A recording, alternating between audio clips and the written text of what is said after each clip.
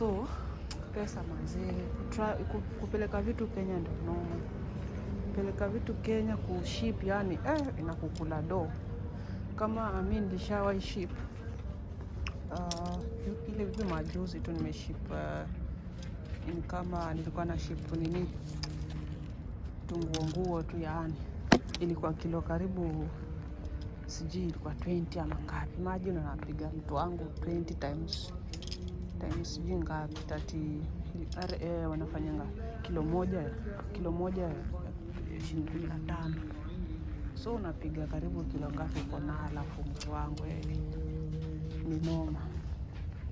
Naona so watu wenye wako Kenya kama mnaweza hizi ndo biz safi. Hii huwezi pata Eastleigh.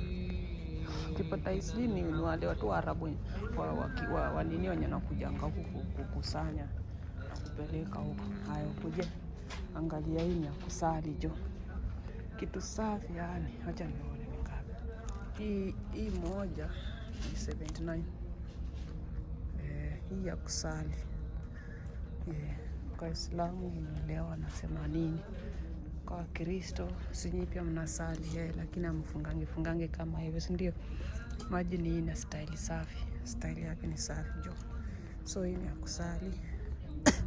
Style yake ni noma. Angalia style yake. Very very very decent.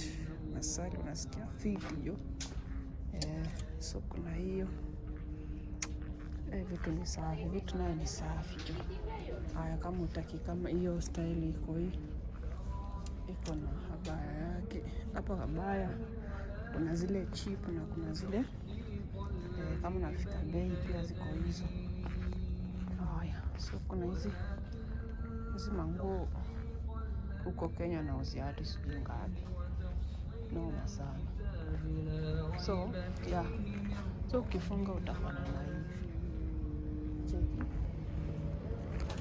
Naona hivi niko ni shilingi 6.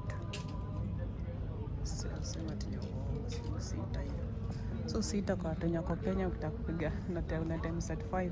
6 times 35 unapata ya Kenya. Yeah. So acha tuingie huko kwa watoto. Kwanza niwaonyeshe vitu hapa hivi. Tushamaliza mashela. Kuna hizi za black, kuna hizi za habaya.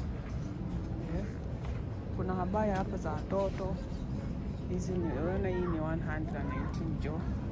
Kuna hizi za bei ndogo, msiku unafikiria ati hizi kuna ile cheap pia jo.